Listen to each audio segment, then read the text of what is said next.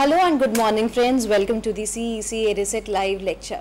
Dear friends, life without books seems to be impossible because one cannot think of life without it.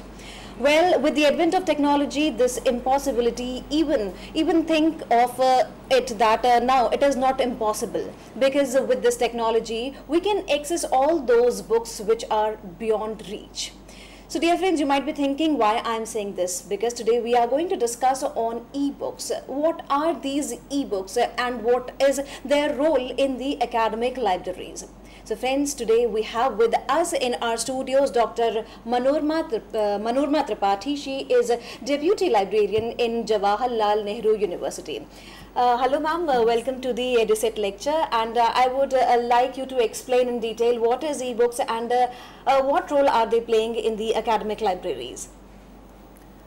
Yesterday in a recap we studied about ebooks, their definition, their evolution from the beginning, what are the advantages and disadvantages of ebooks, the various challenges offered by them, the various key points which must be kept in mind while libraries are developing ebooks collection, the various access models and the numerous business models of ebooks. Now moving ahead, today we are going to talk about various free ebooks and proprietary ebooks. Free ebooks are the ones which are available in public domain. Anyone can access them. For example, we are well aware, we are quite familiar with open access e-journals. Directory of open access journals is there, which lists various open access journals which are available in public domain, and anyone can access them. One need not pay any kind of fee in order to access them, in order to browse them. Similarly, now ebooks have emerged on the landscape. That means they are available on internet. Anyone who has internet connectivity can access them and enjoy them. Proprietary ebooks are the ones which are available against a fee. One has to pay a kind of fee in order to access them.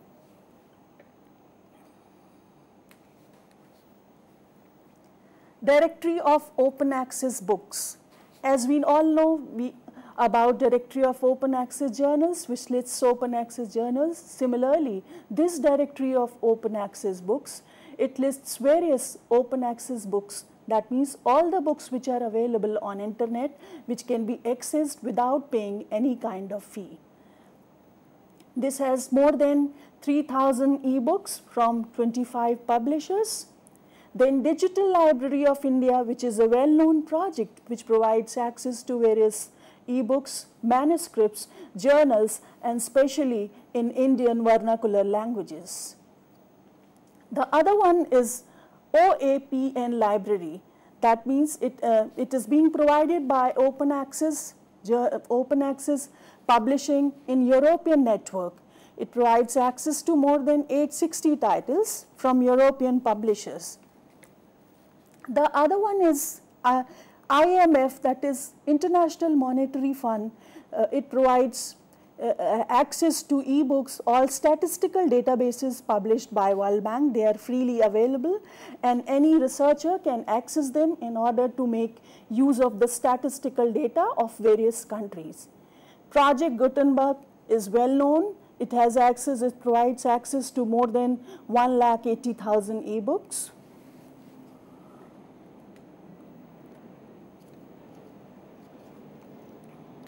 Then Questia, this is another database of ebooks which provides free ebooks. Open Library, it provides more than 10 lakhs ebooks from classic literature. Then MobiPocket, it provides access to 11,000 ebooks in several languages in Mobi format. This is a kind of format and books are available in this format. Internet Public Library, it provides access to more than 45,000 books which are from the various fields of fiction, non-fiction, and the coverage includes reference works too. Internet Archive provides access to more than 60 lakhs books. So these were the examples of some online books which are available for anyone to access. They are available in public domain. That means one need not pay any kind of fee in order to access them. Now coming to various advantages of free ebooks. In libraries, we have seen budgetary allocation or financial aspect is always a big hurdle. And year by year, libraries across the world experience this problem, that the budgetary allocation dwindles year by year and the prices of journals and ebooks and books and other resources increase. So when ebooks are there available in public domain as free books, then this aspect need not be taken care of. This aspect can be ignored because one need not pay, libraries need not allocate budget for accessing free ebooks. And then, as in proprietary ebooks, libraries have to take care of authentication and maintain access. That means access has to be provided to authorized users, and special care has to be taken on this account. But when free books are there, in the environment of free online books, all these things need not be attended to, because anyone who has internet connectivity can access the books. And of course, as it happens in proprietary ebooks which libraries subscribe, users have to have authenticated username and password in order to log in. These things are not at all required in free ebooks. No DRM software is used on this. DRM stands for Digital Rights Management, and it is a software technology which the publishers use in order to put restrictions on the use and access of ebooks. It generally happens because publishers think that one copy of any digital book, one copy of any online book can meet the needs of unlimited number of users. For example, as it happens in print environment, if a particular book, if a particular title is very much in demand, library procures more number of copies of that particular title. But in online environment, if no DRM restrictions are imposed, then one particular copy of a particular title can attend to the information needs of unlimited number of users. So publishers fear loss of revenue in this case. That is why they impose DRM restrictions. That means some restrictions are put so that limited, if a reader wants to access the book, or he wants to take out the print of particular number of pages, then only limited printing out, limited downloading is only possible. But then there are no DRM restrictions in use while one wants to use free ebooks. In proprietary ebooks, what happens? Libraries procure different user license. If a library procures one user license, that implies a particular title can be accessed by a single user only. But in free books, there is no limit on the number of users who can access a particular title. And in online books which are available through commercial publishers, they put restrictions on usage too. But this kind of restriction is not there in case of free online books. So these are some of the advantages of having free ebooks. Disadvantages of free books. As it happens in every case, if there are advantages of certain thing, if there are upsides of certain thing, at the same time there are certain downsides too. First one is issue of source credibility. That means if free ebooks are there, if free digital content is there, then at times we are confused. We are not certain with regard to the credibility of the source.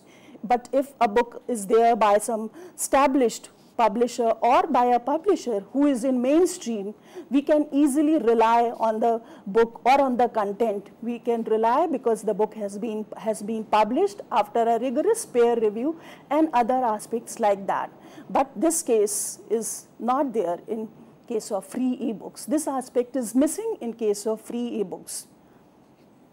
Then in free ebooks, what happens? At times or after some time, a link is there, many ebooks or digital content comes out of individual initiative. And after the individual initiative is gone, then the links may disappear too. And when books or digital content are published because of the initiative taken by an individual, in such cases, the content needs to be edited, needs to be proofread. So these are the things which need to be attended to. Then there is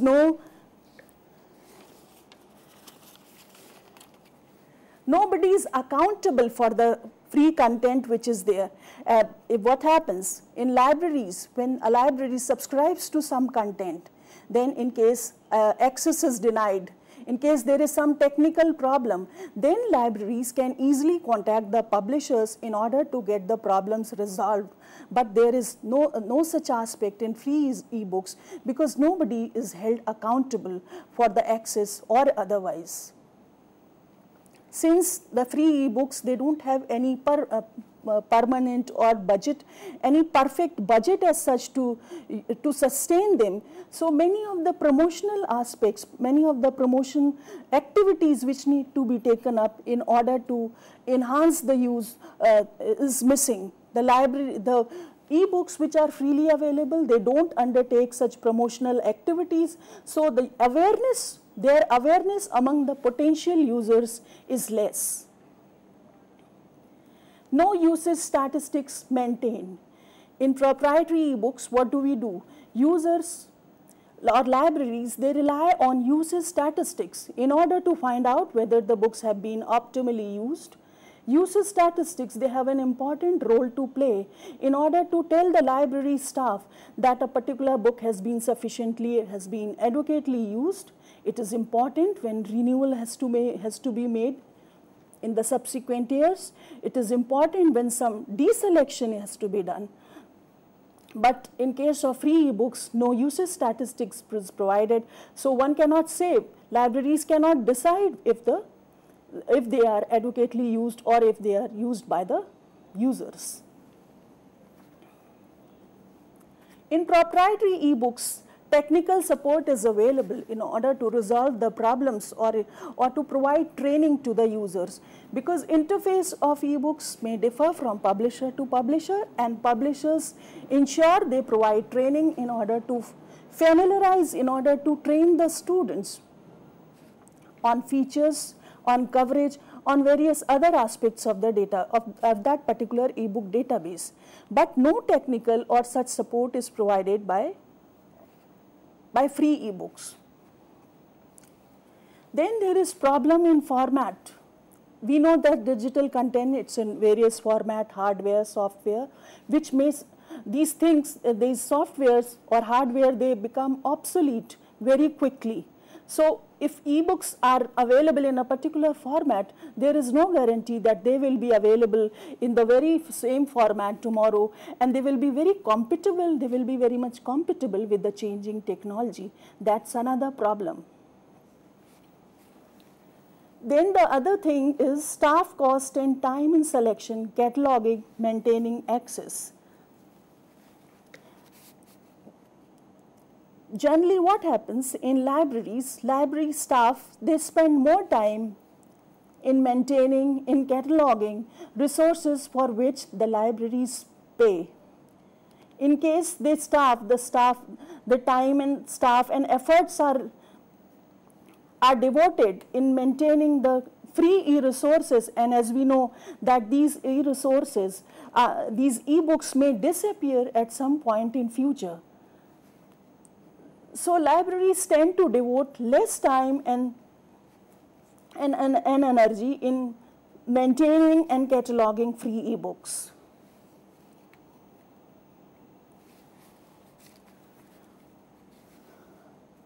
Now coming to proprietary ebooks. Proprietary ebooks means the ones which are being provided by mainstream publishers, and these for getting access to these proprietary ebooks, libraries have to pay for them. For example, there is one publisher, Springer. It provides ebooks and the collection is more than 1,69,000, and the collection, there are 11 English collections and there are 5 German and French collections too.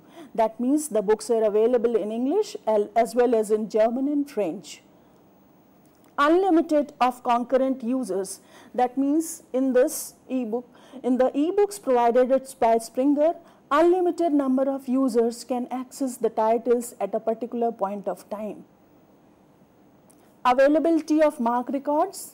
These mark records are very important because generally whenever libraries procure ebooks, they generally take the mark records too, which are uploaded in the library OPAC, which enhances the visibility of these ebooks and makes them more noticeable to the users. No DRM imposed, digital rights management. That means users are free. There is no restriction on downloading and printing. Annual package, that means books can be subscribed on annual basis. That means every year library will have to pay. Archiving rights, that the ebooks of Springer, they have archival rights too. That means this content of these ebooks will be available in future too. Individual chapters can be downloaded. Full book can be downloaded but with some restrictions. Books, the collection of ebooks, these are updated regularly and almost 1,000 books are added every year. Now coming to another ebooks package which is being provided by Taylor & Francis, which is another mainstream publisher. The collection has more than 45,000 ebooks. They offer annual subscription. That means each and every year library will have to pay for the books which it wants to access. Another model is outright. That means library can purchase the collection. That means library will have to pay once for the collection and it will get access forever. But under this, a minimum procurement of 50 books has to be done. But under this ebooks of Taylor & Francis, they impose DRM. They say that DRM, digital right management, there are some restrictions on 30% of the collection, while 70% of the collection, they are free without any DRM restrictions. And 30% of the collections which have restrictions on them, they include textbooks, which are very much required, and textbooks, they are the basic books which the students use, and the publishers are smart enough, they put restrictions on them in order to derive more and more revenue, because students will depend on the textbooks in order to attend to their information needs. And when restrictions are there on access to particular title at particular point of time, then naturally libraries will go for subscribing to additional copies. That's why they have put such DRM restrictions. And limited number of concurrent users. That means 5 users can access a particular title at particular point of time. And they have put restrictions on printing too. That means more than 30 pages cannot be printed in a single user session. And offline download copies. That means they use certain technology, DRM technology, in order to impose restrictions on the content, on the free access and sharing of content. And if a student happens to download a particular ebook, then that ebook will not be available after 36 hours.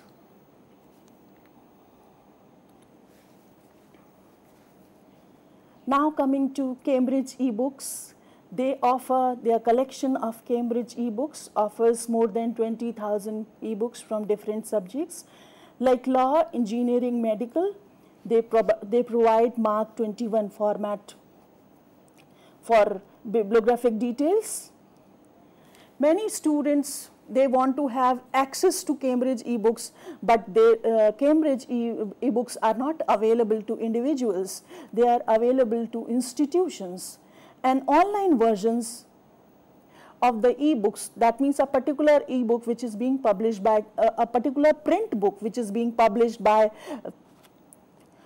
Cambridge, will have its digital counterpart too, but after 4 to 6 weeks after, after the date of publication of print book.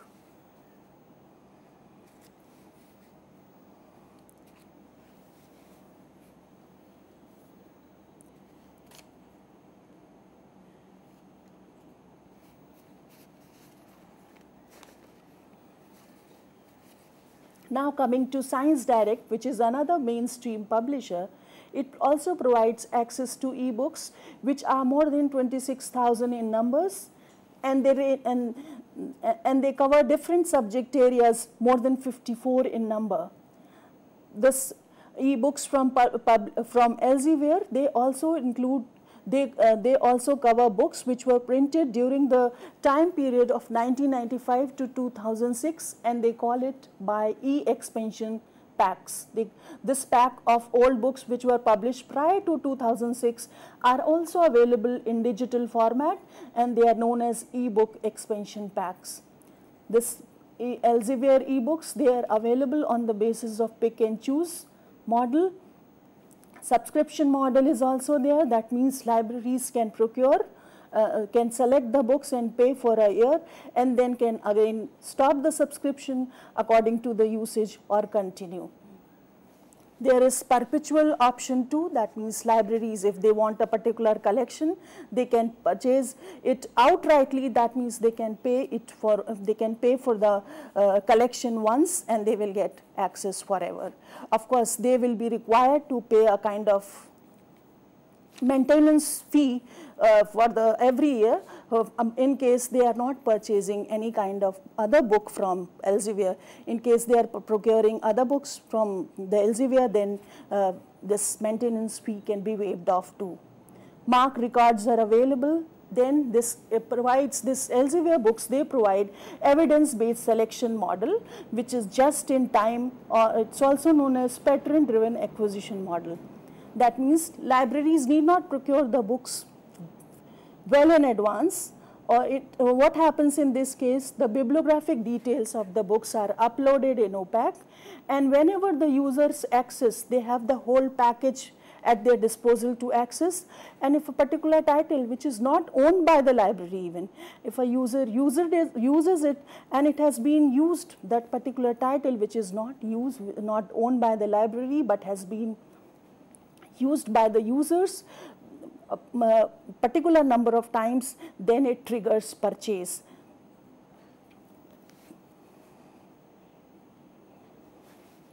My Library, this is another package, and this is basically an aggregator. Earlier cases which we discussed of Elsevier or Taylor and Francis or Springer, they were publishers.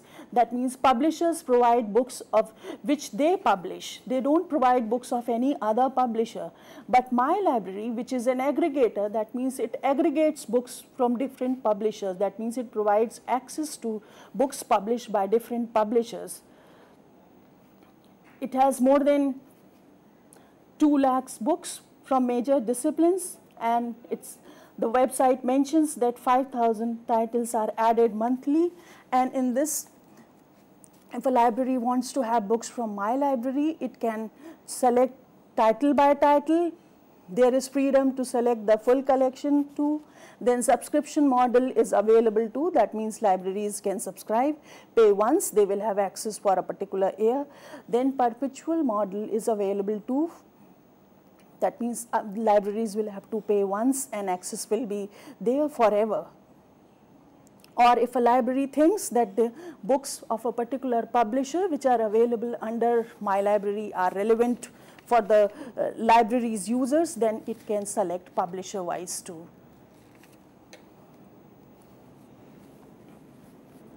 Now coming to other aggregator, which is known as Ebsco. It has more than 1 lakh books which it offers, unlimited users. There are different user models available. That means for books, if a library wants to have one user, it can go for single user license. If it wants to have 3 user license, it can go for 3 user license.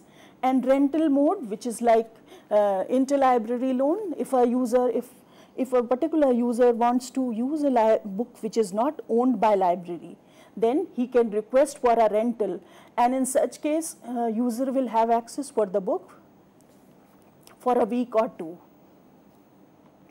Pattern driven model, as I said, in this what happens, minimum before a book is a particular number of times a book has to be used by users before it can be purchased by the library. So that is known as pattern driven models. MARC records are available too.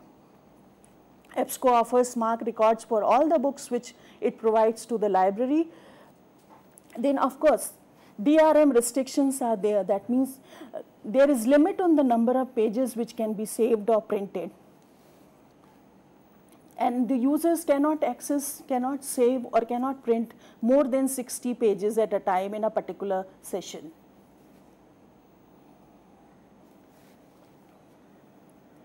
eBrary is another aggregator which provides access to more than 7 lakhs books, and pricing varies from list price to 150% of the list price. So ebooks are still very expensive, as it shows that pricing varies from list price to 150% of list price. And the subscription model is available. Pattern driven acquisition, they also offer this kind of access. Then short term loans, which is popularly known as rental, is there. Software as service. Under this facility, eLibrary offers a platform to other small publishers who don't have an infrastructure, so they can upload their e-content, they can provide their e-content through this eBrary platform, through this SaaS. Then this this eBrary offers content for ebook readers too.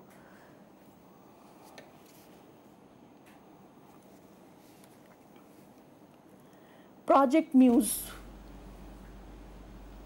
Basically, they were providing ebooks, but now they have they were providing current issues of journals, but now they also provide ebooks, and now they provide more than 27,000 ebooks from 20 subject areas. And as we saw in some of the publishers, with some of the publishers where they release a digital copy of 6 to 18 months behind the print copy, but in Project Muse, digital copies are released with print only. Perpetual access rights, that means library has to pay once and the content can have access to the content forever. There is no limit on number of users who can access the book at a time. Their unlimited simultaneous usage is permissible, and no DRM on the books, and it provides counter compliant usage.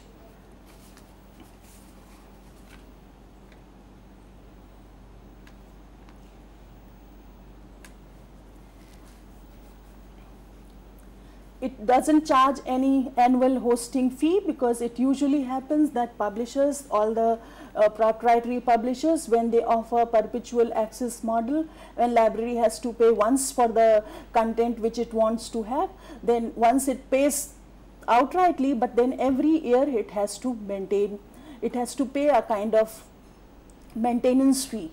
In case it buys, its account is active, that means it is buying something or the other from the same publisher, the maintenance fee or the hosting fee is waived off. But this Project Muse doesn't charge any kind of annual hosting fee too. And then content is downloadable to various mobile devices too.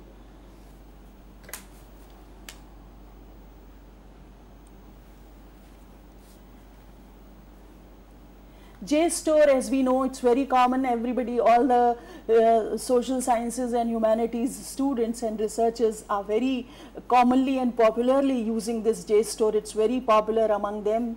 So it was basically meant to provide it basically started to provide, and it started with an aim to provide archival files of the journal, but now it does provide ebooks too. It provides more than 25,000 titles, but some of them are with DRM restrictions too. Single user model, there are some books which are available under a single user model. That means libraries have to buy a single user model. They can be accessed by a single user at a time, but there are certain number of books which are available under unlimited concurrent user access. That means n number of users, unlimited number of users can access a particular title simultaneously. Purchase model are very flexible in nature. Libraries can go for individual titles. Demand driven acquisition, which is gradually becoming very popular, is also being offered.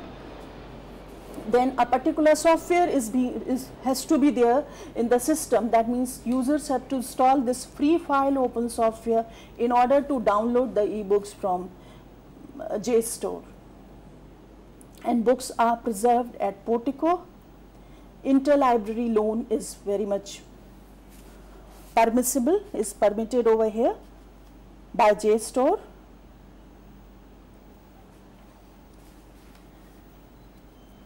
So in order to summarize, in order to sum up what we covered today, we talked about various free books, their advantages and disadvantages.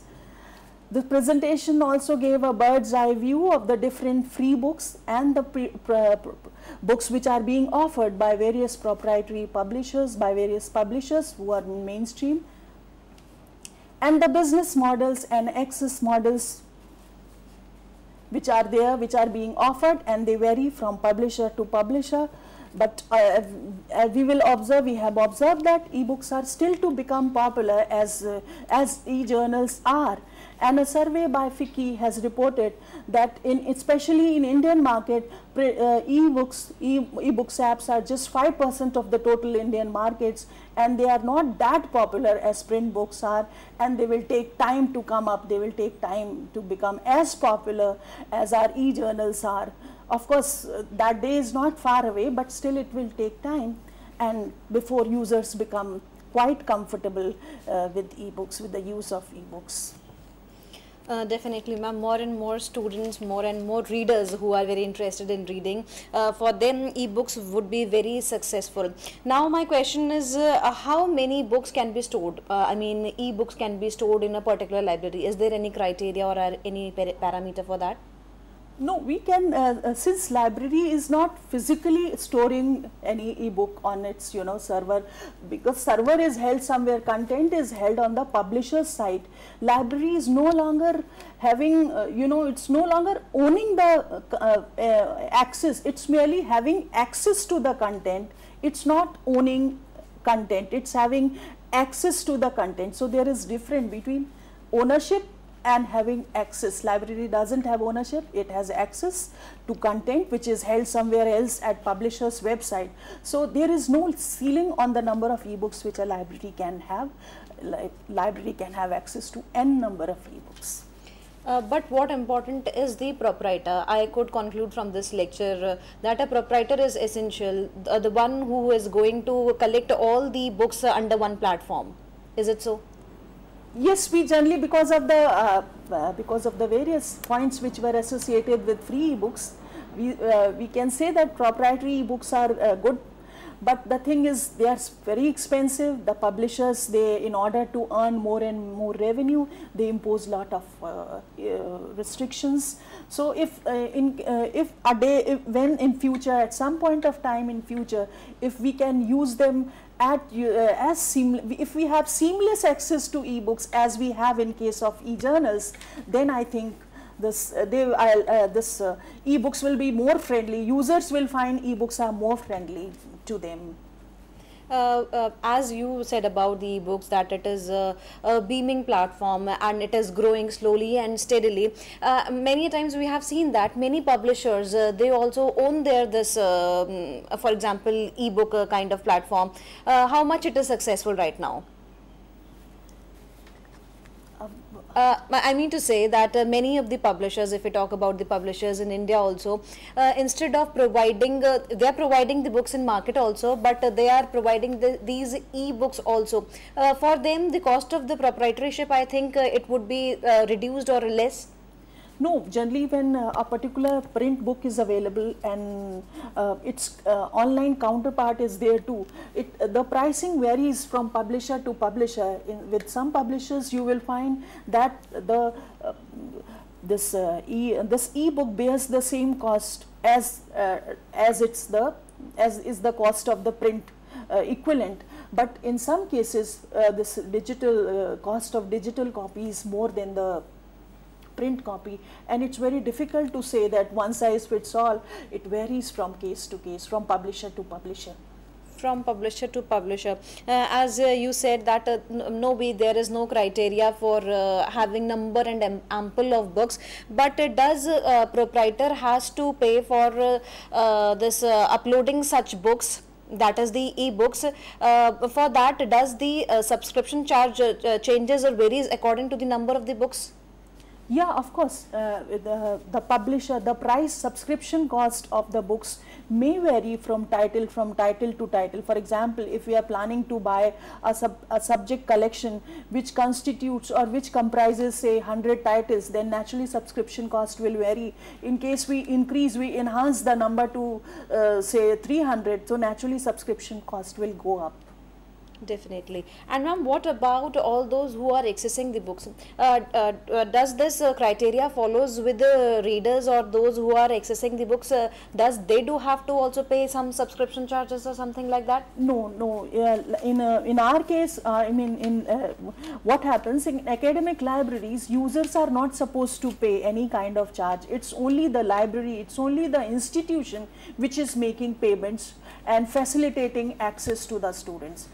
Students are not at all required to pay any kind of fee in order to access those e-books. They are simply required to make best use of them and do their research.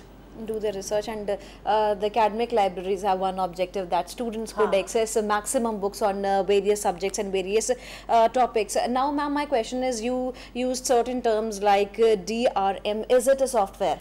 It's a software technology which is being used by various publishers in order to put restrictions on the e-books which they offer, in order to put a kind of hurdle so that these books cannot be used freely and shared freely, because they are proprietary publishers and their aim is to earn maximum revenue.